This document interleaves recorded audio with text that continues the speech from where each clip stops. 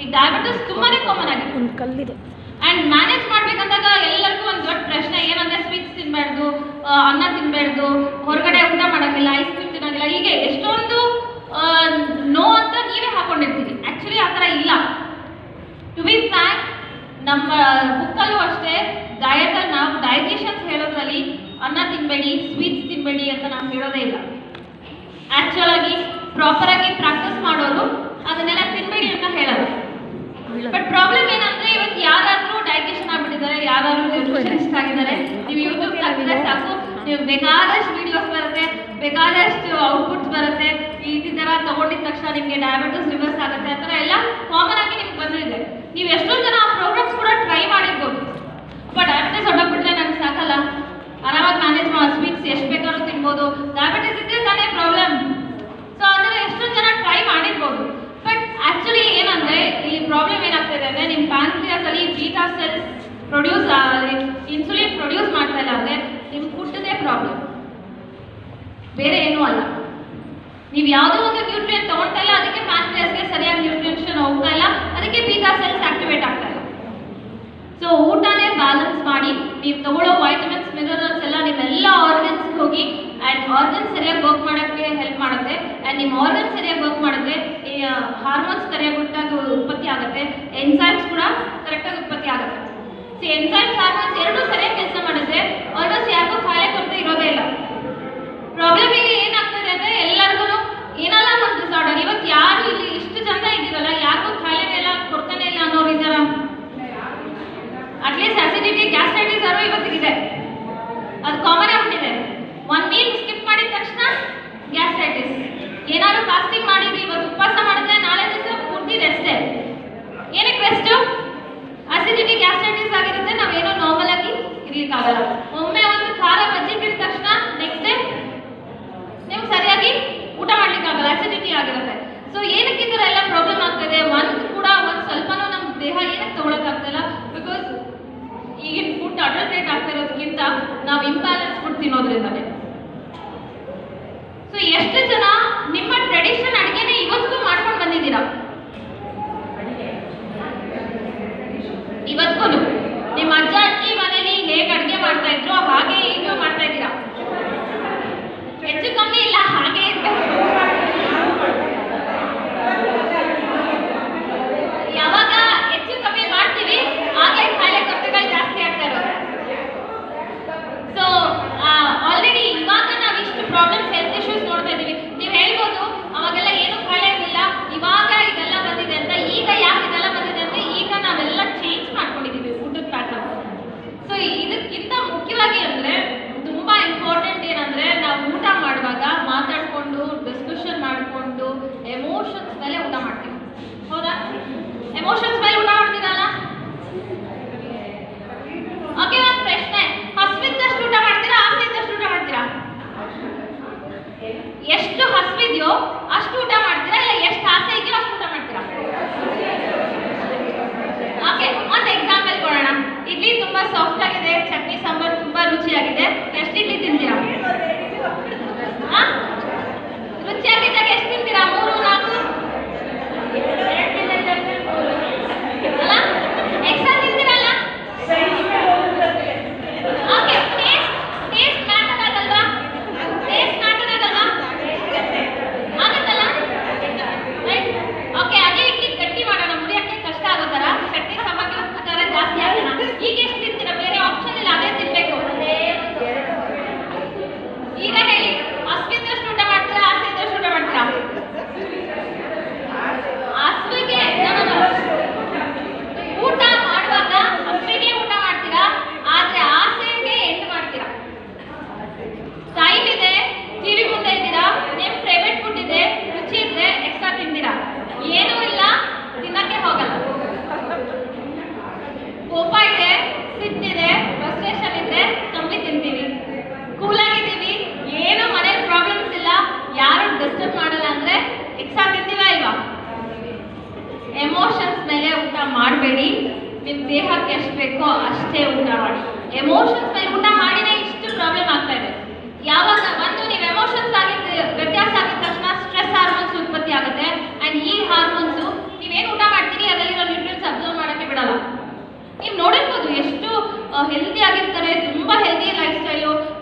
Walking ಹೋಗ್ತಾರೆ, time ಸರಿಯಾಗಿ ತಿಂತಾರೆ, ಕಡಿಮೆ ತಿಂತಾರೆ, ಕರ್ದಿರೋ ತಿನ್ನಲ್ಲ, ಎಷ್ಟು ಒಳ್ಳೆ ಲೈಫ್ ಸ್ಟೈಲ್ ಇರುತ್ತೆ. ಬಟ್ ಸ್ಟಿಲ್ ಅವ್ರಿಗೆ ಹಾರ್ಟ್ ಅಟ್ಯಾಕ್ ಆಗಿರುತ್ತೆ, ಮೇನ್ ಆರ್ಟರಿನೇ ಬ್ಲಾಕ್ ಆಗಿರುತ್ತೆ. ರೈಟ್? ಯಾಕೆ ಆ ಥರ ಆಗ್ತಾ ಇದೆ? Because the stress. ನೀವು ಊಟ ಮಾಡುವಾಗ ನೀವೇನು ಯೋಚನೆ ಮಾಡ್ತೀರಾ, ನೀವೇನು ಆರ್ಗ್ಯುಮೆಂಟ್ ಇರುತ್ತೆ, ನಿಮ್ಗೆ ಏನು ಸ್ಟ್ರೆಸ್ ಆಗ್ತಾ ಇರುತ್ತಲ್ಲ, ಆ ಸ್ಟ್ರೆಸ್ ಹಾರ್ಮೋನ್ಸು ನಿಮ್ಮ ನ್ಯೂಟ್ರಿಯನ್ಸ್ನ ಅಬ್ಸರ್ವ್ ಮಾಡಲಿಕ್ಕೆ ಬಿಡಲ್ಲ. ಈಗ ನೀವು ಒಳ್ಳೆ ಊಟ ಮಾಡಿದ್ರು ವೇಸ್ಟ್ ಅಲ್ಲ. ಎಷ್ಟು ಜನ ಈಗಲೂ ಮನೇಲಿ ಟೇಬಲ್ ಮೇಲೆಲ್ಲ ಕೆಳಗೆ ಕೂತ್ಕೊಂಡು ಯಾರ ಹತ್ರನೂ ಮಾತಾಡದೆ ಪ್ರಾರ್ಥನೆ ಮಾಡಿ ಊಟ ಮಾಡ್ತೀರಾ? 3 ಹೊತ್ತು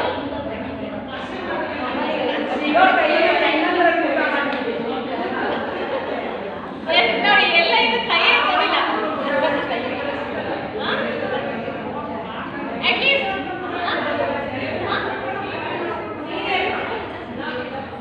ಟಿವಿ ನೋಡಿ, ಸೀರಿಯಲ್ ನೋಡಿ, ಎಮೋಷನ್ಸ್ ಆ್ಯಡ್ ಮಾಡ್ಕೊತಾ ಇರ್ತೀರಾ. ಸೊ ಅದಕ್ಕೆ ಇವತ್ತು ನ್ಯೂಟ್ರಿಯನ್ಸ್ ಅಬ್ಸರ್ವ್ ಆಗ್ತಾ ಇಲ್ಲ.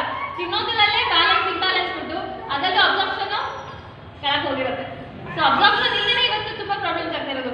ನೀವು ನೋಡಿರ್ಬೋದು ಎಷ್ಟು ಜನ ಸಪ್ಲಿಮೆಂಟ್ಸ್ ಅಲ್ಲಿ ಇದ್ದಾರೆ. They are very easy. ಒಂದು ಸೊಪ್ಪು ತಂದು ನಾನು ಪಲ್ಯ ಮಾಡಿ ತಿನ್ನಬಹುದು, ಒಂದು ಮಾತ್ರೆ ತಗೊಳ್ಬೋದಲ್ಲ, ಎಂತದ್ದು ನಾನು ಅಷ್ಟು ಕಷ್ಟಪಡಬೇಕು? ಎರಡು ಒಂದೇ ರೇಟ್ ಅಲ್ಲ ಇವಾಗ. ನಿಮಗೆ ಒಂದು ಕಟ್ ಸೊಪ್ಪುನೂ ಅಷ್ಟೇ ಬೀಳುತ್ತೆ, ಒಂದು ಮಾತ್ರೆನೂ ಅಷ್ಟೇ ಬೀಳುತ್ತೆ. ಸೊ ನಾವು ಇನ್ನೂ ಒಳ್ಳೆ ಒಳ್ಳೆ ಮಾತ್ರೆಗಳು ಹುಡುಕ್ತಿದ್ದೀವಿ ಹೊರತು ಒಳ್ಳೆ ಫುಡ್ ಹುಡುಕ್ತಾ ಇಲ್ಲ. ಇನ್ನೊಂದು ಸ್ವಲ್ಪ ವರ್ಷ ವೇಟ್ ಮಾಡಿ, 3 ಹೊತ್ತಿಗೂ 3 ಮಾತ್ರೆ ಇರುತ್ತೆ, ಏನು ಊಟನೇ ಬೇಕಾಗಿರಲ್ಲ. ಈಗ ಎಷ್ಟು ಜನ ಹತ್ತಲ್ಲ ತಗೊಳ್ತಿದ್ದೀರಾ? ಎಷ್ಟು ಜನ ಹತ್ತಲ್ಲ?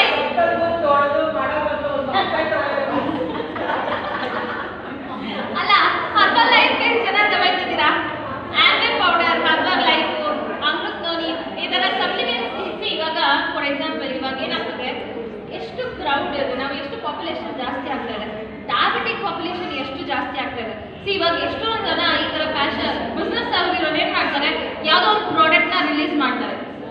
100 ಜನದಲ್ಲಿ 10 ಜನ ತಗೊಂಡ್ರು ಅವ್ರಿಗೆ ಲಾಭನೇ ಅಲ್ವಾ?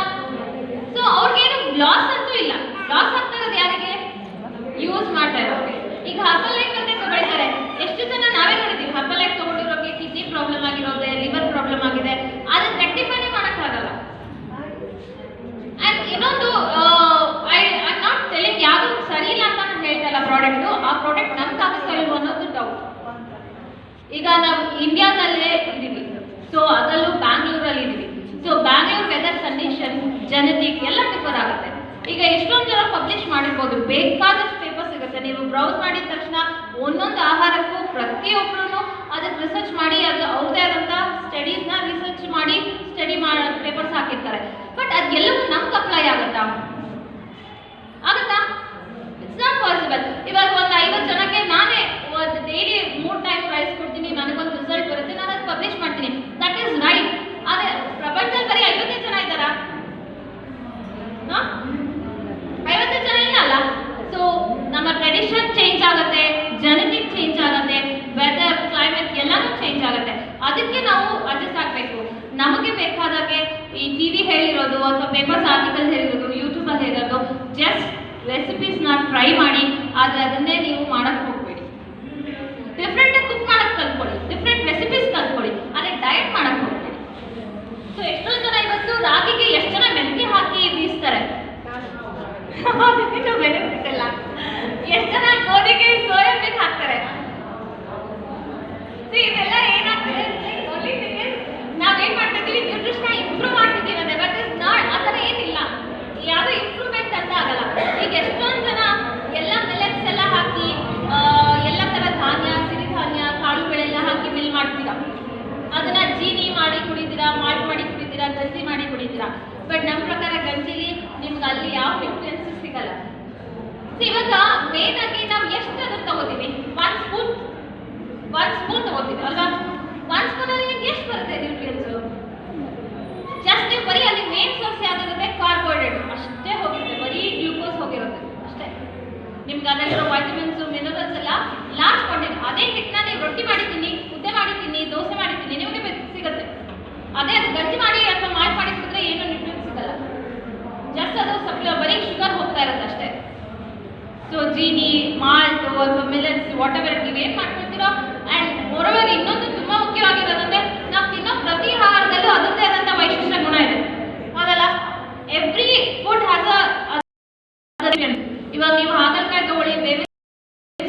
ಮೆಂತ್ಯನೇ ತಗೊಳ್ಳಿ, ಇಲ್ಲ ರಾಗಿನೇ ತಗೊಳ್ಳಿ, ಅದರದ್ದೇ ಆದಂಥ ನ್ಯೂಟ್ರಿಯನ್ಸ್ ಇದೆ, ಹೌದಲ್ಲ? ಸೊ ಅದನ್ನು ಹಾಗೆ ತಗೊಳ್ಳಿ. ನೀವು ಅದನ್ನು ಮಿಕ್ಸ್ ಮಾಡಿ, ಪೌಡರ್ ಮಾಡಿ, ಜ್ಯೂಸ್ ಮಾಡಿ ಆ ಥರ ತಗೊಳ್ಳೋ ಅವಶ್ಯಕತೆನೇ ಇಲ್ಲ. ಅದಕ್ಕೆ ಇನ್ನೇನೋ ಅದ್ರದ್ದು ಇವಾಗ ಎಸ್ಪೆಷಲಿ ರಾಗಿಗೆ ಯಾಕೆ ಮೆಂತ್ಯ ಹಾಕ್ತಾರೆ ಅಂದರೆ ರಾಗಿ ನ್ಯೂಟ್ರಿಯನ್ಸ್ನ ಇಂಪ್ರೂವ್ ಮಾಡಲಿ ಅಂತ. ಬಟ್ ಆ್ಯಕ್ಚುಲಿ ಅದೇನು ಬೇಕಾಗಿಲ್ಲ, ರಾಗಿನೇ ಫೈಬರ್ ಇದೆ, ನಿಮ್ಮ ಮೆಂತ್ಯ ಫೈಬರ್ ಏನೋ ಎಕ್ಸ್ಟ್ರಾ ಬೇಕಾಗಲ್ಲ. ಸೊ ಬ್ಯಾಲೆನ್ಸ್ ಫುಡ್ ತುಂಬಾ ಇಂಪಾರ್ಟೆಂಟ್. ಆ್ಯಂಡ್ ಜೊತೆಗೆ ಸಣ್ಣ ಸಣ್ಣ ಮಿಸ್ಟೇಕ್ಸ್ ಮಾಡ್ಕೊಳ್ತಾ ಇರ್ತೀನಿ. ತಿಂಡಿ ತಿಂದ ತಕ್ಷಣ ಕಾಫಿ ಕುಡಿಯೋದು, ಊಟ ಆದ ತಕ್ಷಣ ಕಾಫಿ ಕುಡಿಯೋದು, ಆ್ಯಂಡ್ ಮಧ್ಯ ನೀವು ಟೀ ಕಾಫಿ ಸ್ಯಾಲೆಡ್ಸ್ ಜೊತೆಗೆ ತಗೊಳ್ಳೋದು, ಡ್ರೈ ಫ್ರೂಟ್ಸ್ ತಿಂದು ಕಾಫಿ ಟೀ ಕುಡಿಯೋದು, ಅದೆಲ್ಲ ಏನು ಮಾಡುತ್ತೆ, ನಿಮ್ಮ ಕೆಫೆನು ಎಲ್ಲ ನ್ಯೂಟ್ರಿಯನ್ಸ್ನು ಸಪ್ರೆಸ್ ಮಾಡಿಬಿಡುತ್ತೆ. ಸೊ ತಿಂಡಿ ಆದ ತಕ್ಷಣ ಕಾಫಿ ಕುಡಿಯೋರು ಇನ್ಮೇಲೆ ಸ್ಟಾಪ್ ಮಾಡಿ ಹಾಲಿಗೆ ಬನ್ನಿ. ಹಾಲಲ್ಲಿ ಅಟ್ಲೀಸ್ಟ್ ನಿಮ್ಗೆ ಬರೀ ಲ್ಯಾಕ್ಟೋಸ್ ಶುಗರ್ ಸಿಗುತ್ತೆ, ಪ್ರೋಟೀನ್ ಸಿಗುತ್ತೆ, ಕ್ಯಾಲ್ಸಿಯಂ ಸಿಗುತ್ತೆ. ಬಟ್ ನಿಮ್ಮ ಕಾಫಿಯಲ್ಲಿ ಆ ಕೆಫೆನು ಅಬ್ಸರ್ಪ್ಷನ್ನ ಕಡಿಮೆ ಮಾಡ್ತಾ ಹೋಗುತ್ತೆ. ಸೊ ಇವತ್ತು ತುಂಬ ಜನಕ್ಕೆ ಐರನ್ ಡೆಫಿಷಿಯನ್ಸಿ ಇರ್ಬೋದು. ಹಿಮೋಗ್ಲೋಬಿನ್ ಯಾವಾಗಲೂ 11 ಇರುತ್ತೆ, 12 ಇರುತ್ತೆ, ಇಲ್ಲ 9 ಇರುತ್ತೆ ಅಂತ ಹೇಳ್ತೀರಾ. ಅದಕ್ಕೆ ಕಾರಣ ಊಟ ತಿಂಡಿ ಜೊತೆ ಕುಡಿತಾ ಇರೋ ಕಾಫಿ. ಕಾಫಿ ಕುಡೀರಿ, ಕಾಫಿ ಕುಡಿಬೇಡಿ ಅಂತ ಹೇಳಿಲ್ಲ. ಮೋರ್ ದೆನ್ 4 ಟೈಮ್ಸ್ ಕಾಫಿ ಕುಡಿದ್ರೂ ಪ್ರಾಬ್ಲಮ್ ಆಗಲ್ಲ, ಬಟ್ ನಾಟ್ ವಿತ್ ಫುಡ್. ತಿಂಡಿ ಜೊತೆ ಅಥವಾ ಎಸ್ಪೆಷಲಿ ಸ್ಯಾಲಡ್ಸ್ ಜೊತೆ, ಡ್ರೈ ಫ್ರೂಟ್ಸ್ ಜೊತೆ ಕಾಫಿ ಟೀ ಬೇಡ. ಓಕೆ, ನಿಮ್ಗೇನಾದ್ರು ತಿಳ್ಕೊಳ್ಳೋ ವಿಚಾರ ಇದ್ರೆ ಕೇಳ್ಬೋದು, ನಾನು ಇನ್ನು ಮುಂದೆ ಮಾತಾಡೋದು. ಡೌಟ್ಸ್ ಅನ್ನೋಕ್ಕಿಂತ ಏನಾದ್ರು ವಿಚಾರದಲ್ಲಿ ನಿಮ್ಗೆ ಏನಾದ್ರು ಲೈಕ್ ಮಿತ್ಸ್ ಏನಾಗಿದ್ರೆ, ತಪ್ಪು ತಿಳುವಳಿಕೆಗಳು ತಿನ್ಬೋದು ಹೇಳಿ. ಆಯ್ತು ಅದು ಹೇಳ್ತೀವಿ. ಅದೇ ಓಲ್ಡ್ ಏಜ್ ಮತ್ತೆ ಆಫ್ಟರ್ 50 ಅದೇ ಬೇಡ, ಅದೇ ಹೆಲ್ತ್ ಬೇಡ. ಸಿ ಆ್ಯಕ್ಚುಲಿ ಎಷ್ಟೊಂದು ಜನ ಕಾಫಿ ಟೀ ಕುಡಿದ ಬದಲು ಗಂಜಿ ಅಂತ ಶಿಫ್ಟ್ ಆಗಿರ್ತಿದೆ. ಆ್ಯಕ್ಚುಲಿ ಕಾಫಿ ಟೀನೇ ಬೆಸ್ಟ್ ಗಂಜಿಗಿಂತ.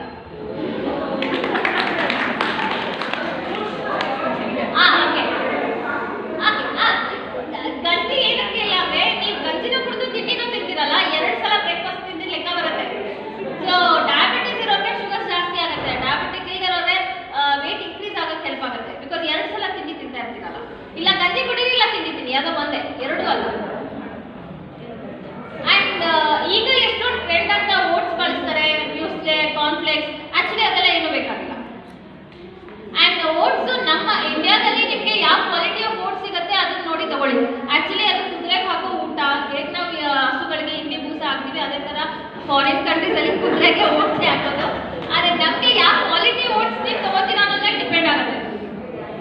ಓಕೆ, ನಿಮಗೆ ಚೆನ್ನಾಗಿರೋ ಕ್ವಾಲಿಟಿ ಓಟ್ಸ್ ತೊಗೊಂಡು ನೀವು ಅದರಲ್ಲಿ ಉಪ್ಪಿಟ್ಟು, ಇಡ್ಲಿ, ದೋಸೆ ಮಾಡ್ಕೊಳ್ತೀರಾ, ಫೈನ್.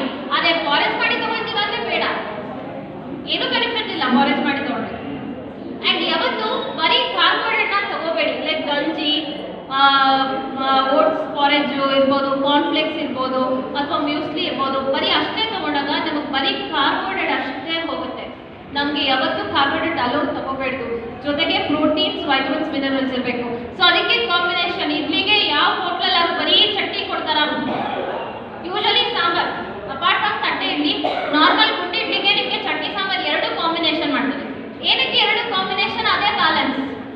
ನಿಮಗೆ ಸಾಂಬಾರಲ್ಲಿ ಬೇಳೆ ಇರುತ್ತೆ, ಪ್ರೋಟೀನ್ ಸಿಗುತ್ತೆ, ತರಕಾರಿನೂ ಹಾಕಿದ್ರೆ ನಿಮ್ಮಲ್ಲಿ ಮಿನರಲ್ಸು, ವೈಟಮಿನ್ಸ್ ಎಲ್ಲ ಸಿಗುತ್ತೆ. ಆ್ಯಂಡ್ ಚಟ್ನಿ ನೀವು ಎಷ್ಟು ತೆಗಿಕೆ ಹಾಕ್ತಿರೋ ಅದ್ರದ್ದು 3 ಟೈಮ್ಸ್ ಸೊಪ್ಪು ಹಾಕಿ. ಸೊ ಅಲ್ಲಿ ನಿಮಗೆ ಸ್ವಲ್ಪ ಮಿನರಲ್ಸು ಸಿಗುತ್ತೆ, ಆ್ಯಂಡ್ ಇಡ್ಲಿ ಕಾರ್ಬೋಹೈಡ್ರೇಟ್ ಬರುತ್ತೆ. ಸೊ ಬ್ಯಾಲೆನ್ಸ್ ಮಾಡಿ ತಗೊಳ್ಳಿ, ಏನಾದರೂ ತಿನ್ನಿ, ನೋ ಇಶ್ಯೂಸ್. ನಿಮ್ಮ ಡಯಾಬಿಟಿಕ್ ಇರಲಿ, ನಾನ್ ಡಯಾಬಿಟಿಕ್ ಇರಲಿ, ಹೈಪರ್ ಟೆನ್ಷನ್ ಇರಲಿ, ಏನು ಡಿಸೀಸ್ ಡಿಸಾರ್ಡರ್ಸ್ ಇದ್ದರೂ ನೀವು ಬ್ಯಾಲೆನ್ಸ್ ಮಾಡಿ ಫುಡ್ ತಿಂದಾಗ ಅದೇನು ಪ್ರಾಬ್ಲಮೇ ಆಗಲ್ಲ. ಯಾವಾಗ ನಾವು ಇಂಬ್ಯಾಲೆನ್ಸ್ ಮಾಡ್ತೀವಿ, ಫಾರ್ ಎಕ್ಸಾಂಪಲ್ ಇವಾಗ ನೀವು ಡಯಾಬಿಟಿಕ್ ಇದ್ದೀರಾ, ಒಂದು ಸ್ವೀಟ್ ತಿನ್ನಬೇಕು, ಇಟ್ಸ್ ಓಕೆ. 1 ಪೀಸ್ ಲೈಕ್ ಮಧ್ಯಾಹ್ನ ಊಟಕ್ಕೆ ನೀವು ಸ್ವೀಟ್ ತಿಂತಾ ಇದ್ದೀರಾ ಅಂದರೆ 1 ಪೋರ್ಷನ್ ಆಫ್ ಅನ್ನನೋ ಇಲ್ಲ ಚಪಾತಿನೋ ಕಡಿಮೆ ಮಾಡಿ ಸ್ವೀಟ್ ತೊಗೊಳ್ಳಿ. ಸೇಮ್ ಕ್ಯಾಲರಿ ಬರುತ್ತೆ, ಯಾಕಂದರೆ 1 ಚಪಾತಿ ಕಮ್ಮಿ ಮಾಡಿ ತಿಂದಿರ್ತೀರಲ್ಲ. ಸೊ ನೀವು ಸ್ವೀಟ್ ತಿನ್ನೋದ್ರಿಂದ ಶುಗರ್ ಏನು ಜಾಸ್ತಿ ಆಗಲ್ಲ. ಓನ್ಲಿ ಥಿಂಗ್ ಇಸ್ ಅವತ್ತು ನೀವು ಕಡಿಮೆ ಆ ಮೊಮೆಂಟಿಗೆ ಕಡಿಮೆ ತಿಂತಿದ್ದೀರಾ ಅನಿಸುತ್ತೆ. ನೆಕ್ಸ್ಟ್ ಮೀಲ್ಗೆ ಸ್ವಲ್ಪ ನೀವು ಕರೆಕ್ಟಾಗಿ ತರಕಾರಿ ಸೊಪ್ಪು ಜಾಸ್ತಿ ತೊಗೊಂಡ್ರೆ ಮುಗಿದೋಯ್ತು, ಅಲ್ಲೇನು ನಿಮಗೆ ಪ್ರಾಬ್ಲಮೇ ಆಗೋದಿಲ್ಲ. ಆ್ಯಂಡ್ ಈಗ ಫ್ರೂಟ್ಸ್, ಎಷ್ಟೊಂದು ಜನ ಫ್ರೂಟ್ ಡಯಟ್ ಮಾಡ್ತಾರೆ, ಒಂದು ಹೊತ್ತಿಗೆ ಬರೀ ಫ್ರೂಟ್ಸ್ ತಿನ್ಬಿಡ್ತಾರೆ. ಹೌದಾ? ಎಷ್ಟು ಜನ ಮಾಡ್ತೀರಾ ಅದರ ಬರೀ ಒಂದು ಪಪಾಯ, ಕಲಂಗಡಿ, ಸಮ್ಮರ್ ಸೀಸನ್ ಅಂತಂದರೆ ಒಂದು ಹೊತ್ತು ಪೂರ್ತಿ ಅದನ್ನೇ ತಿಂದ್ಬಿಡ್ತೀರಾ.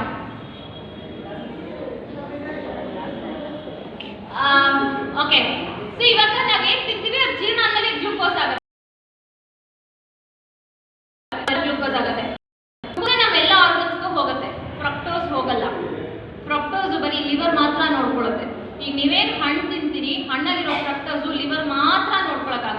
ಸೊ ಜಾಸ್ತಿ ಫ್ರೂಟ್ಸ್ ಇಲ್ಲ.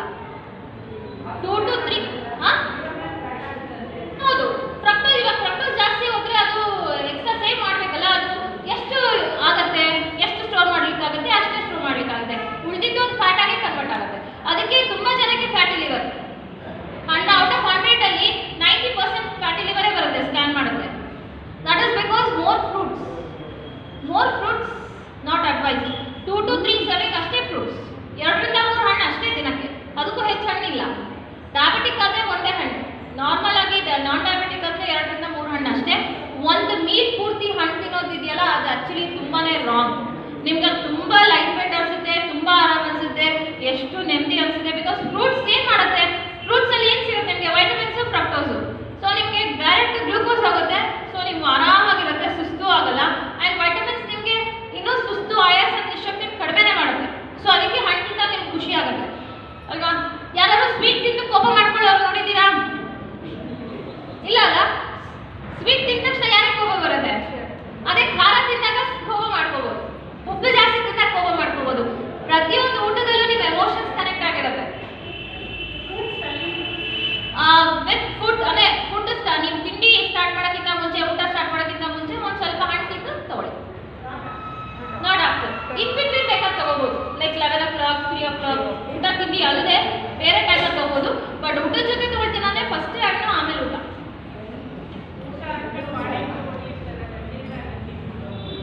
ಬಾಳೆಹಣ್ಣಲ್ಲಿ ಆಕ್ಚುಲಿ ಫೈಬರ್ ಇಲ್ಲ ಮೇಡಮ್. ನಿಮಗೆ ಜೀರ್ಣ ಚೆನ್ನಾಗಾಗಬೇಕಂದ್ರೆ ಫೈಬರ್ ಸಿಗಬೇಕು. ಮೆಂತ್ಯ ಪುಡಿ ಬಳಸ್ತಾರಲ್ಲ ಎಷ್ಟೊಂದು ಜನ, ಅದನ್ನು ಬಳಸಿ.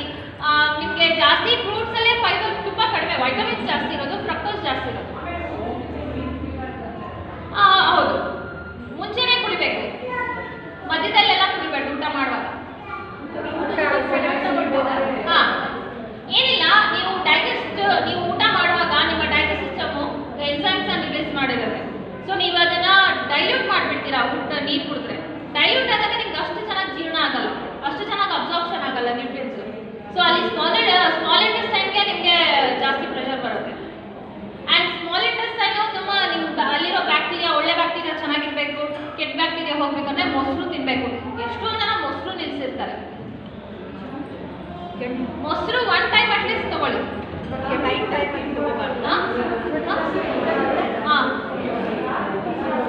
ಹಾಗೇನಿಲ್ಲ, ಆಕ್ಚುಲಿ ಏನಿಲ್ಲ, ತಿನ್ಬೋದು. ಹಾಗೇನಿಲ್ಲ, ಆಕ್ಚುಲಿ ಆ ಥರ ಏನಿಲ್ಲ. ಆಕ್ಚುಲಿ ಏನಾದ್ರು ತಿಂದರೆ ಹೀಟ್ ಆಗುತ್ತೆ, ಕೋಲ್ಡ್ ಆಗುತ್ತೆ, ಅಥವಾ ಕೆಮ್ಮು, ಕಫ ಉತ್ಪತ್ತಿ ಆಗುತ್ತೆ. ಆಕ್ಚುಲಿ ಆ ಥರ ಏನೂ ಇಲ್ಲ. ಕೆಲವ್ರಿಗೆ ಕೆಲವು ಆಹಾರ ಆಗಲ್ಲ. ಈಗ ಕೆಲವ್ರಿಗೆ ರಾಗಿ ತಿಂದರೆ ಡೈಜೆಷನ್ ಆಗಲ್ಲ, ಕೆಲವ್ರಿಗೆ ಬದನೆಕಾಯಿ ತಿಂದರೆ ಅಲರ್ಜಿ ಆಗುತ್ತೆ, ಕೆಲವ್ರಿಗೆ ಮೊಸರು ತಿಂದ ತಕ್ಷಣ ಸೈನಸ್ ಪ್ರಾಬ್ಲಮ್ ಆಗುತ್ತೆ. ಸೊ ನಿಮಗೆ ಅಲರ್ಜಿ ಇದ್ದರೆ, ನಿಮಗೆ ಪ್ರಾಬ್ಲಮ್ ಇದ್ದರೆ ಬಿಡಿ. ಬಟ್ ಅದು ಯೂನಿವರ್ಸಲ್ ಟ್ರೂತ್ ಅಲ್ಲ. ಆಲ್ರೆಡಿ ತಿಂದ ತಕ್ಷಣ ವಾಯು ಆಗುತ್ತೆ, ಆ ಥರ ಏನೂ ಇಲ್ಲ. ಆ ಥರ ಫುಡ್ಡಲ್ಲಿ ಆ್ಯಕ್ಚುಲಿ ಇಲ್ಲ. ಅದು ನಿಮ್ಮ ಎಕ್ಸ್ಪೀರಿಯನ್ಸ್. ನಿಮಗೆ ಆ ಥರ ಏನಾದ್ರು ಇದ್ದರೆ you can leave that. And ನಮಗೆ ಚೆನ್ನಾಗಿ ನಿಮ್ಗೆ ಗೊತ್ತಿರಬೇಕು, ನಿಮ್ಮ ಬಾಡಿನೇ ನಿಮ್ಗೆ ಯಾವ ಫುಡ್ ಬೇಕು, ಯಾವ ಫುಡ್ ಬೇಡ ಅಂತ ಹೇಳುತ್ತೆ. ಎಕ್ಸ್ಪೀರಿಯನ್ಸ್ ಎಲ್ಲರಿಗೂ ಆಗಿರುತ್ತೆ, ಹೌದಲ್ಲ? ಸೊ ಇವಾಗ ನಿಮ್ಗೆ ಎಷ್ಟೊಂದು ತಿಂದರೆ ಜೀರ್ಣನೇ ಆಗಲ್ಲ, ಕೆಲವೊಂದು ತಿಂದರೆ ನಿಮಗೆ ಅದು ಏನೋ ಹಸಿವೆ, ಹೊಟ್ಟೆನೂ ತುಂಬಲ್ಲ. ಇವಾಗ ನೀವೆಲ್ಲರೂ ಏನೋ ತಿಂದಿರ್ತೀರ, ಬಟ್ ಹೊಟ್ಟೆನೇ ತುಂಬಿರಲ್ಲ ನೀವು ಊಟ ಮಾಡಿದ್ರು. ಆ್ಯಂಡ್ ಕೆಲವ್ರಿಗೆ ಸ್ವಲ್ಪ ತಿಂದರೂ ಜಾಸ್ತಿ ತಿಂದಿರೋ ಥರ ಅನಿಸುತ್ತೆ.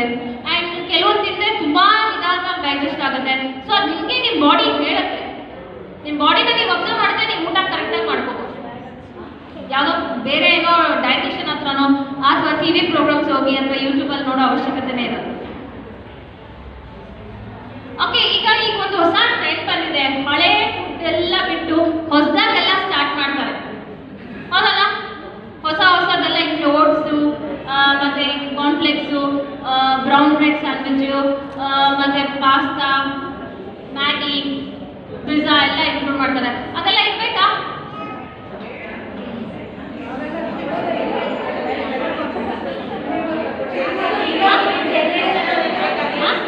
ಯಂಗ್ಸ್ಟರ್ಸ್ ಎಲ್ಲ ತಗೋತಾರೆ.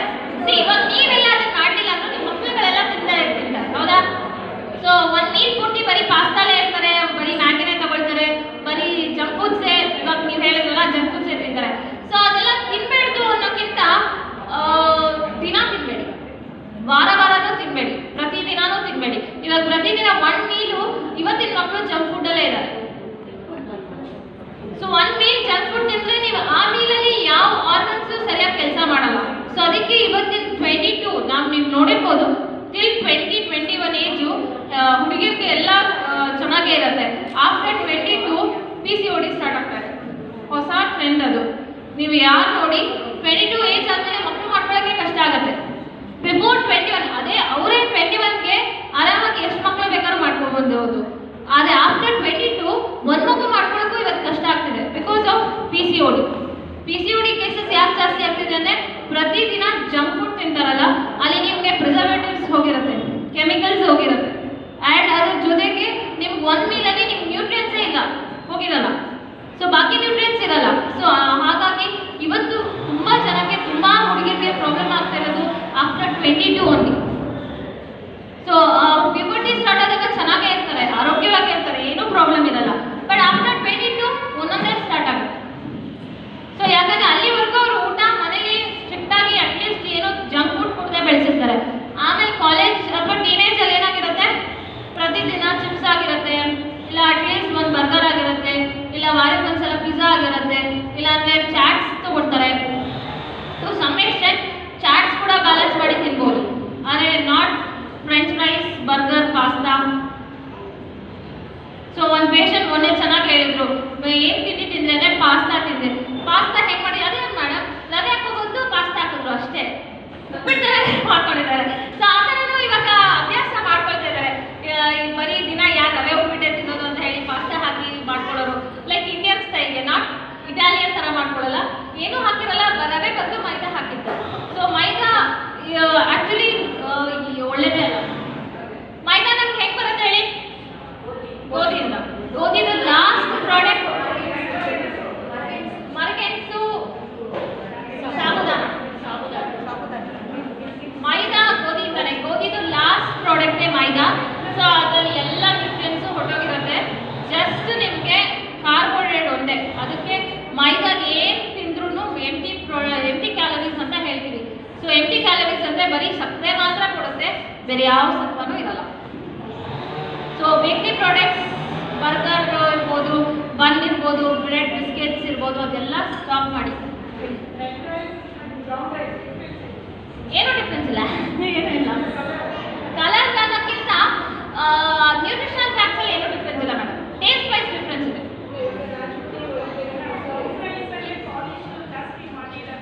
ಇವಾಗ ನೋಡಿದ್ರೆ ರಾ ರೈಸ್ ಇಸ್ ಓಕೆ. ಪಾಲಿಶ್ ಮಾಡಿದಷ್ಟು ಏನು ನಮಗೆ ಅದರಲ್ಲಿರೋ ನ್ಯೂಟ್ರಿಯೆಂಟ್ಸ್ ಹೋಗ್ತಾ ಇರುತ್ತೆ. ಸೊ ಅನ್ಪಾಲಿಶ್ ರೈಸ್ ಯಾವುದಾದ್ರೂ ಓಕೆ. ನಿಮಗೆ ಪಾಲಿಶ್ ಮಾಡಿರೋ ರೆಡ್ ರೈಸು ಅಡ್ವೈಸ್ ಮಾಡಲ್ಲ, ಪಾಲಿಶ್ ಮಾಡಿರೋ ಬ್ರೌನ್ ರೈಸ್ ಕೂಡ ನಾವು ಅಡ್ವೈಸ್ ಮಾಡಲ್ಲ. ಇದು ಸೇಮ್.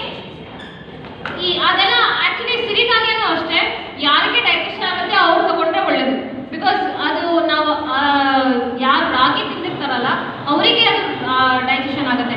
ರಾಗಿನೇ ತಿಂದಿರೋ ಮಿಲೆಟ್ ಸಹ ತಿನ್ಲಿಕ್ಕಾಗಲ್ಲ, ಯಾಕೆಂದರೆ ಅದು ಸಾಲ್ಯುಬಲ್ ಫೈಬರು ಮತ್ತು ಇನ್ಸಾಲ್ಯುಬಲ್ ಫೈಬರ್ ಎರಡೂ ಇರುತ್ತೆ. ಎರಡೂ ಡೈಜೆಸ್ಟ್ ಆಗಲಿಕ್ಕೆ ಸ್ವಲ್ಪ ಟೈಮ್ ಬೇಕು. ಸೊ ನಿಮಗೆ ಚೆನ್ನಾಗಿ ಡೈಜೆಸ್ಟ್ ಆಗ್ತಿದ್ರೆ ತಗೊಳ್ಳಿ, ಇಲ್ಲಾಂದ್ರೆ ಬೇಡ. ಅದೆಲ್ಲ ಮಿಕ್ಸ್ ಮಾಡಿ ತಗೊಳ್ಳೋದಿಲ್ಲ. ಹಾಂ, ಅದೇ ಅನ್ಪಾಲಿಶ್ಡ್ ರೆಡ್ ರೈಸ್ ಒಳ್ಳೇದು. ಪಾಲಿಶ್ ಮಾಡಿರೋ ರೆಡ್ ರೈಸ್ ಸಹ ಸೇಮ್, ನಾರ್ಮಲ್ ವೈಕಿಗೂ ಪಾಲಿಶ್ ಮಾಡಿರೋ ರೆಡ್ ರೈಸ್ ಸೇಮ್ ಇರುತ್ತೆ.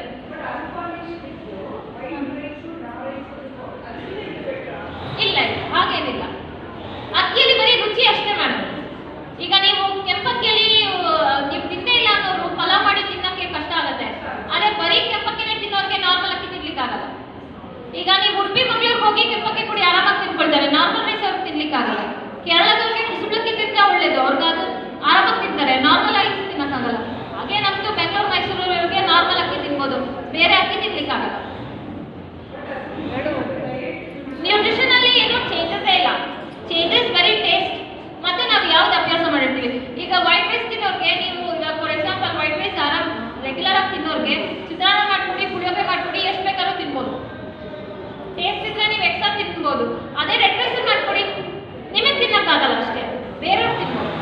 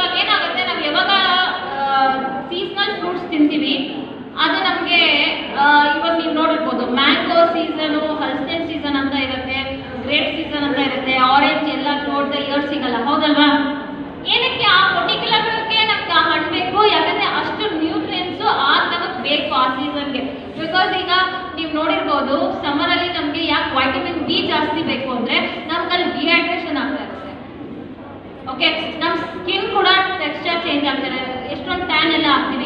ಅದಕ್ಕೆ ವೈಟಮಿನ್ ಬಿ ಜಾಸ್ತಿ ಬೇಕು. ಅದಕ್ಕೆ ಮ್ಯಾಂಗೋ ಸೀಸನಲ್ಲಿ ಮ್ಯಾಂಗೋ ತಿನ್ನಬೇಕು. ಸೊ ಸೀಸನಲ್ ಫ್ರೂಟ್ ಇಂಡಿಯಾದೇ ನೀವು ತಗೊಳ್ಳಿ, ಫಾರಿನ್ ಫ್ರೂಟ್ಸ್ ತಗೊಳ್ಳಿ, ಅಕೇಶನಲಿ ತಗೊಳ್ಳಿ, ಬಟ್ ಅದೇ ನಿಮ್ಮ ಡೈಲಿ ನಿಮ್ಮ ರೊಟೀನಲ್ಲಿ ಒಂದಾಗಿರ್ಬೇಕು ಅಂತ ಏನಿಲ್ಲ.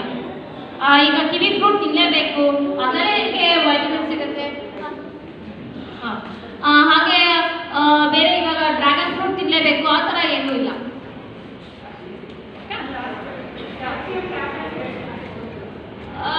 ನಿಮಗೆ ಥೈರಾಯ್ಡ್ ಇದ್ರೆ ತಗೊಳ್ಳಿ, ಇಲ್ಲಾಂದ್ರೆ not advice. Calcium supplements doctor advice ಇಲ್ಲದೆ ತಗೊಂಡ್ರೆ ಕಿಡ್ನಿ ಸ್ಟೋನ್ಸ್ ಬರುತ್ತೆ. ಯಾಕಂದ್ರೆ ಎಕ್ಸ್ಟ್ರಾ ಕ್ಯಾಲ್ಸಿಯಂ ಎಲ್ಲಿ ಹೋಗುತ್ತೆ?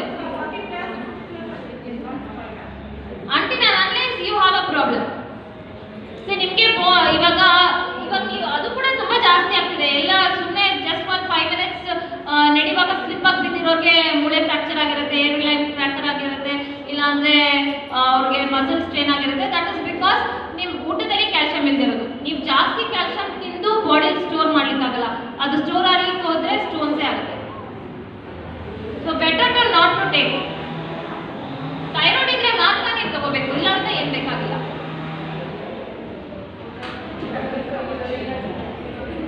ಸೊ ವೈಟಮಿನ್ ಇ ರಿಚ್ ತಗೋಬೋದು. ಸೊ ಎಲ್ಲಾನು ಇನ್ಕ್ಲೂಡ್ ಮಾಡ್ಬೋದು. ಡ್ರೈ ಫ್ರೂಟ್ಸ್ ನಿಮ್ಗೆ ಯಾವಾಗ ಬೇಕೋ ಅವಾಗಲೇ ಬಳಸ್ಬೋದು. ಯಾವುದನ್ನು ಅಷ್ಟೇ ಪೌಡರ್ ಮಾಡಿ ಈ ಗಂಜಿ ಥರ ಕುಡಿಬೇಡಿ ಅಷ್ಟೇ, ಏನೂ ಸಿಗಲ್ಲ ನಿಮಗೆ ಗಂಜಿ ಮಾಡಿ. ಓಕೆ, ಸೊ ಎನಿ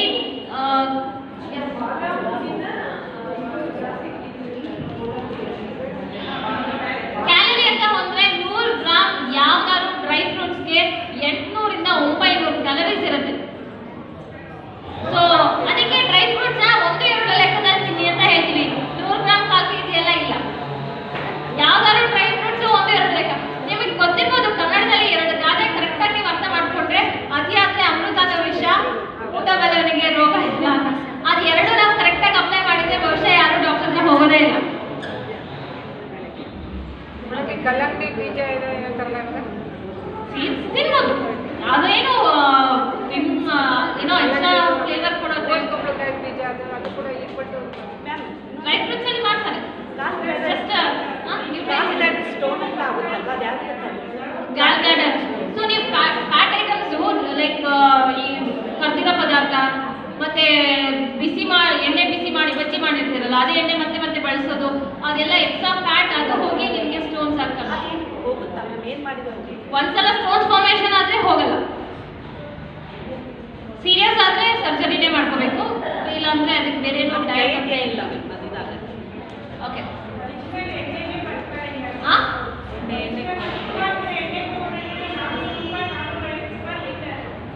ಅಲ್ಲ ನಾವು ಅದೇ ಹೇಳೋದು, ಎಣ್ಣೆ ಯಾಕೆ ಅಷ್ಟು ದುಡ್ಡು ಖರ್ಚು ಮಾಡ್ತೀರಾ ಅಂತ. ಯಾವುದಾದ್ರು ರಿಫೈನ್ಡ್ ಆಯಿಲ್, ಕಡಲೆಕಾಯಿ ಎಣ್ಣೆ, ಎಳ್ಳೆಣ್ಣೆ ಅಷ್ಟೇ ಸಾಕು. ನಿಮಗೆ ಆಲಿವ್ ಆಯಿಲ್ ತಗೋಬೇಕು, ಕೋಲ್ಡ್ ಪ್ರೆಸ್ ಆಯಿಲ್ ತಗೋಬೇಕಂತ ಏನೂ ರೂಲ್ಸೇ ಇಲ್ಲ. ಫಸ್ಟ್ ಆಫ್ ಆಲ್ ಎಣ್ಣೆ ದಿನಕ್ಕೆ 4 ಚಮಚ, ತಿಂಗಳಿಗೊಬ್ಬರಿಗೆ ಅರ್ಧ ಲೀಟರ್ ಅಷ್ಟೇ. ಅದಾದ್ಮೇಲೆ ನೀವು ಯಾವ ಎಣ್ಣೆ ತೊಗೊಂಡ್ರೂ ಬಳಸಲಿಂಗಿಲ್ಲ. ನೀವು ಕೊಬ್ಬರಿ ಎಣ್ಣೆ ತೊಗೊಂಡ್ರು ಅಷ್ಟೇ, ಕಡಲೆಕಾಯಿ ಎಣ್ಣೆ ತೊಗೊಂಡ್ರು ಅಷ್ಟೇ, ಆಲಿವ್ ಆಯಿಲ್ ತೊಗೊಂಡ್ರು ಅಷ್ಟೇ. 4 ಚಮಚ ದಿನಕ್ಕೆ ಒಬ್ಬರಿಗೆ ಅರ್ಧ ಲೀಟರ್ ಅಷ್ಟೇ. ನೀವು ಯಾವ ಎಣ್ಣೆ ಆದ್ರೂ ತಗೊಳ್ಳಿ. ಅದಕ್ಕೆ ಎಣ್ಣೆ ಯಾಕೆ ದುಡ್ಡೇ ಜಾಸ್ತಿ ಖರ್ಚು ಮಾಡ್ತೀರಾ, ಕಡಿಮೆ ಬಳಸಿ ಸಾಕು. ಓಕೆ, ಸೊ ತುಪ್ಪ ಕಂಪಲ್ಸರಿ ತಗೊಳ್ಳಿಲ್ಲ ಅಂದರೆ ಓಲ್ಡ್ ಏಜಲ್ಲಿ ನೀವು ನಡೆಯೋಕ್ಕಾಗಲ್ಲ. ನಿಮ್ಮೆಲ್ಲ ಬೋನ್ಸ್ ಎಲ್ಲನೂ ಸ್ಟಿಫ್ನೆಸ್ ಕಡಿಮೆ ಆಗುತ್ತೆ. ಪ್ರತಿಯೊಂದು ಜಾಯಿಂಟಲ್ಲೂ ನಮಗೆ ಲ್ಯೂಬ್ರಿಕೆನ್ಸ್ ಅಂತ ಇರುತ್ತೆ, ಅದು ಡ್ರೈ ಆಗ್ತಾ ಹೋದರೆ ನಮಗೆ ನಿಧಾನವಾಗಿ ನಡೆಯೋಕ್ಕಾಗಲ್ಲ, ಫೋಲ್ಡು ಮಾಡಲಿಕ್ಕಾಗಲ್ಲ. ಸೊ 1 ಚಮಚ ತುಪ್ಪ ಒಳ್ಳೆಯದು. ತೆಂಗಿನಕಾಯಿ ತಿನ್ಬೋದು. ಎಷ್ಟೊಂದು ಜನ ಬಿಟ್ಟಿರ್ತಾರೆ ಹಾಲು, ಮೊಸರು, ತುಪ್ಪ, ತೆಂಗಿನಕಾಯಿ ಆ್ಯಂಡ್ ಜೊತೆಗೆ ಕಡಲೆಕಾಯಿ ಬೀಜ, ಅದೆಲ್ಲ ಬಿಟ್ಟಿದ್ರೆ ನಿಮ್ಗೆ ಒಂದೊಂದೇ ಸ್ಟಾರ್ಟ್ ಆಗುತ್ತೆ. Bone related problems, muscle related problems ಎಲ್ಲ ಸ್ಟಾರ್ಟ್ ಆಗುತ್ತೆ. ಸೊ ಬೆಟರ್ ಅದನ್ನೆಲ್ಲ ಇನ್ಕ್ಲೂಡ್ ಮಾಡ್ಕೊಳ್ಳಿ. ಜಾಸ್ತಿ ಬೇಡ, ಕಡಿಮೆ. BP ಶುಗರ್ ತಗೋಬಾರ್ದು ಅಂತ ಹೇಳ್ತಾರೆ. ಈ ಆಯಿತು ಲಿಮಿಟೆಡ್ ಕ್ವಾಂಟಿಟಿ ಏನೂ ಪ್ರಾಬ್ಲಮ್ ಇಲ್ಲ. ಯಾವಾಗ ನಾವು ಕ್ವಾಂಟಿಟಿ ಜಾಸ್ತಿ ಮಾಡ್ತೀವಿ ಅದು ಪ್ರಾಬ್ಲಮ್. ಸೊ ನಾನು ಈ 2 ಮಾತು ನಿಮ್ಗೆ ಏನಾದ್ರು ಬೆನಿಫಿಟ್ ಆಗಿದೆ ಅಂತ ಅಂದ್ಕೊಂಡು ನನ್ನ ಮಾತುಗಳನ್ನ ಮುಗಿಸ್ತಾ ಇದ್ದೀನಿ. ಸೊ ಫೈನಲಿ ಬ್ಯಾಲೆನ್ಸ್ ಫುಡ್ ತೊಗೊಳ್ಳೋದು ತುಂಬ ಮುಖ್ಯ. ಸೊ ಊಟ ಮಾಡುವಾಗ ಯಾರ ಹತ್ರನೂ ಮಾತಾಡದೆ ಊಟದ ಮೇಲೆ ಗಮನ ಕೊಟ್ಟು ಮಾಡಿ. ಆ್ಯಂಡ್ ಹೈಜೀನ್ ಮೇಂಟೈನ್ ಮಾಡಿ. ಜೊತೆಗೆ ಯಾವುದು ಎಕ್ಸ್ಟ್ರಾ ನೀವು ರೆಸಿಪೀಸ್ ಕಲ್ತ್ಕೊಳ್ಳಿ, ಬಟ್ ಅದನ್ನು ಕಂಪೇರ್ ಮಾಡಿಕೊಂಡು ಇದನ್ನೇ ತಿನ್ನಬೇಕು, ಹೀಗೆ ಮಾಡ್ಕೊಂಡು ತಿಂದ್ರೇ ನಮ್ಗೆ ಆರೋಗ್ಯ ಬರುತ್ತೆ ಅನ್ನೋದೆಲ್ಲ ಏನೂ ಇಲ್ಲ. ನಿಮ್ಮ ಟ್ರೆಡಿಷನ್ ಫಾಲೋ ಮಾಡಿ ಅಷ್ಟೇ. ನಿಮ್ಮ ಕಸ್ಟಮ್, ನಿಮ್ಮ ಮನೆ ಟ್ರೆಡಿಷನ್, ನಿಮ್ಮ ಹಿರಿಯರು ಏನು ಅಡುಗೆ ಮಾಡ್ಕೊಂಡು ಹೇಗೆ ತೊಗೋತಿದ್ರು ಅದನ್ನೇ ಫಾಲೋ ಮಾಡಿ. Okay, thank you so much.